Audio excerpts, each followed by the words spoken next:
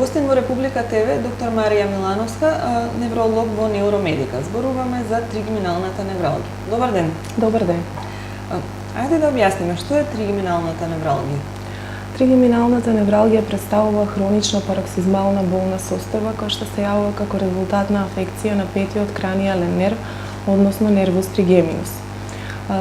Тригеминалната невралгија не е всушност болест, односно заболување, тоа е клинички ентитет и представува една форма на невропатска болка. Најчесто се јавува како резултат на непозната причина, кога зборуваме за така наречена идиопатска форма на тригеминална невралгија, и тоа е во најголемиот процент од случаите. Во помал број од случаите зборуваме за така наречена секундарно настаната тригеминална невралгија, односно симптоматска форма на тригеминална невралгија, кога имаме анатомоморфолошка дисфункција која што се случува на ниво на централниот нервен систем, односно болката е како резултат на некој процес кој што примерно се случува во мозокот. Какви се симптомите на оваа болест? Како може да ја препознаеме? Симптомите на тригеминалната невралгија се многу карактеристични.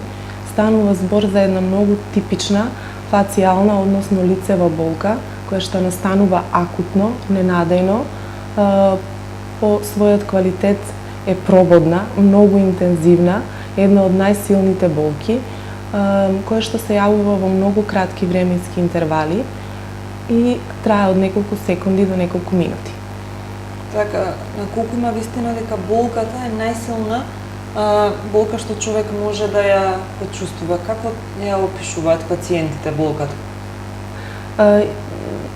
Не би можела да со сигурност да тврдам дека болката која што се јавува во склоп на тригеминалната невралгија представува најсилната болка која што човек може да ја доживее, но дека представува многу интензивна болка, тоа е факт.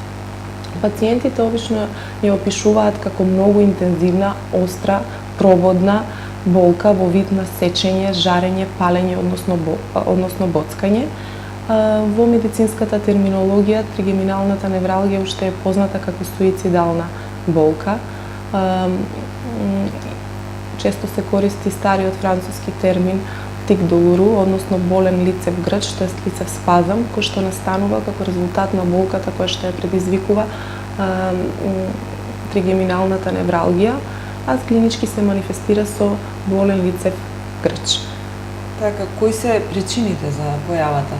Во најголем број од случаите тригеминалната невралгија останува идиопатска. Не е позната причината, односно и покрај сите направени параклинички иследувања од типот на невросликовните методи како што е магнетната резонанца, не можеме да најдеме причина која што доведува до појава на тригеминалната невралгија. Во помал процент од случаите болката е симптоматска и се јавува секундарно во склоп на некој процес што се случува на ниво на мозокот.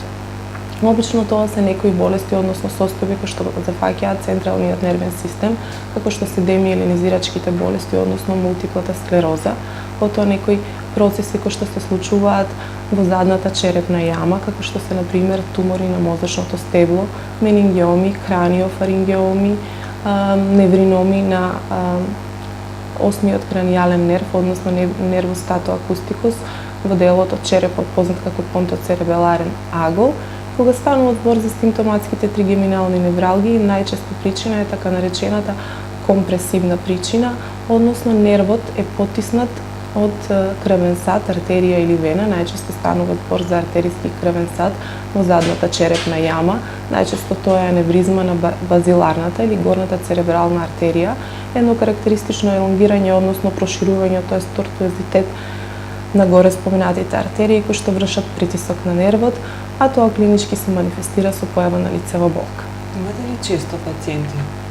Постои ли некоја, дали водите некаква евиденција? Представува не толку честа патологија во неврологијата, меѓутоа е доста карактеристична и специфична заради интензитетот на болката и големиот импакт што го има на квалитетот на секојдневното живење, затоа што тригеминалната невралгија буквално и физички и ментално го неспособува пациентот.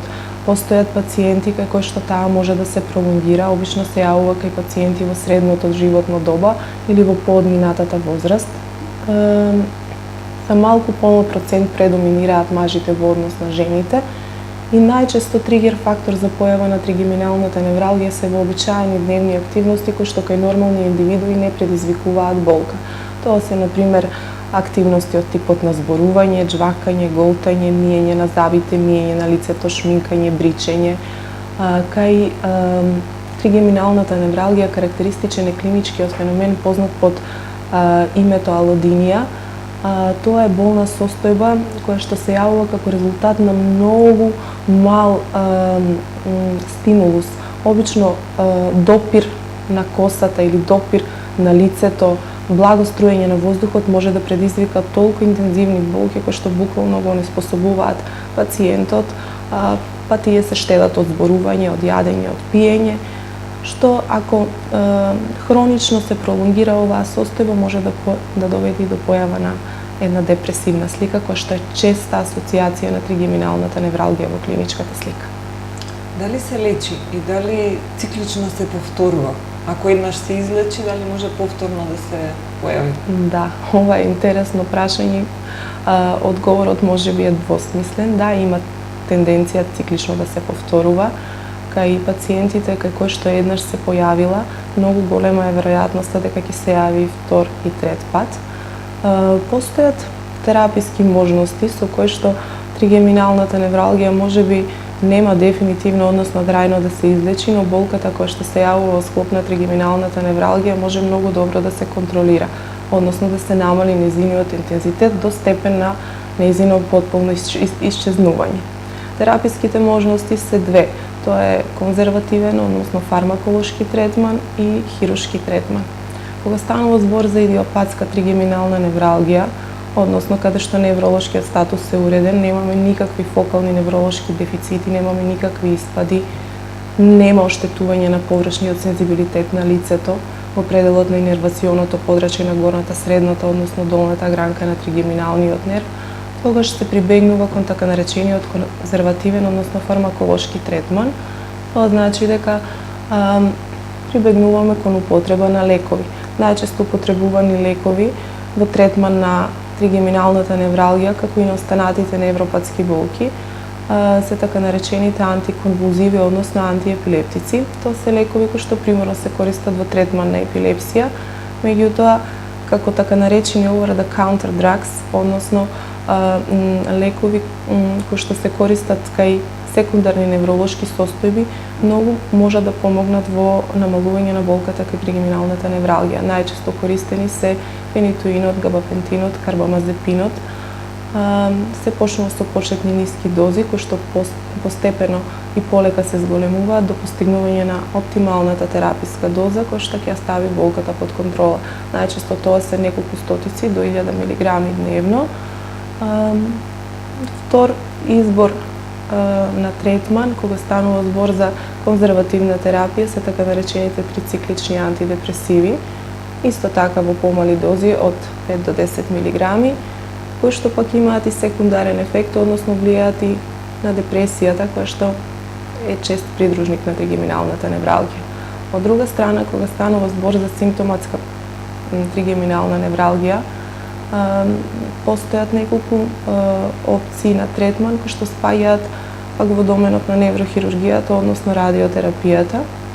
Ако станува збор за компресија на тригеминусот, односно на петиот кранијален нерв, предизвикан од аневризма на артериски крвен сад, најчесто се прави така наречена микроваскуларна декомпресија, односно во пределот на задната черепна јама со специјално дизајнирани игли се прави мал отвор, односно краниотомија, се стигнува до местото на инкриминираниот крвен сад, кој што врши притисок на нервот. Помеѓу самиот крвен сад и нервот се поставува парче инертен тефлон. На тој начин нервот се ослободува од притисокот и со текот на времето болката полека стигнува и комплетно исчезнува. Несакан ефект кај оваа процедура, ако може така да се каже, е повторното појавување на болката после неколку години. Значи, оваа метода не е дефинитивна. Може повторно да се појави тригеминалната невралгија за 4, 5 до 6 години. Повторно пациентите да бидат приморани да бидат подложени на неврохируршки зафат. Втора да кажам, неврохируршка опција која што може да се примени во третман на тригеминалната невралгија, така наречената перкутана глицерол ризотомија.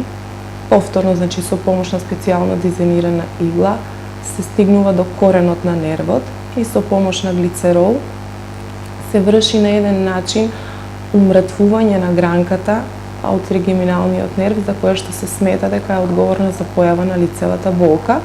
И во доменот на радиотерапијата, тоа е така наречената стереотаксична радиохирургија, со помош на посебно таргетирани гама зраци, кои што се добиваат најчесто од изотопи на кобалт, или специјални електромагнетни X зраци, кои што се добиваат од линеарниот акцелератор, се врши термичка каутеризација на коренот на нервот и на тој начин се обезболува пациентот.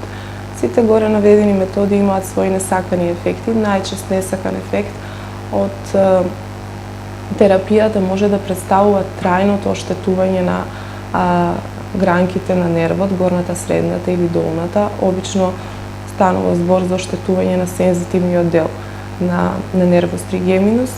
Тоа на клинички план се манифестира со појава на спонтани субјективни сензации од типот на парестезии во пределот на инервационото подрачје на гранката која што е оштетена, односно пациентите тоа го доживуваат како појава на оттрпнатост на тој дел од лицето, односно тој дел од лицето не го чувствуваат како свој, односно го чувствуваат како туки. Дали тоа значи дека еднаш ако не диагностицирана, тоа ми е болест која ќе носат за секогаш? Да, најчесто тоа е доживотна диагноза.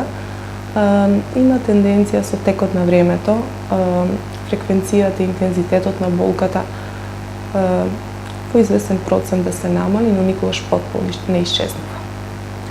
Јас ви благодарам за гостувањето. Благодарам ви.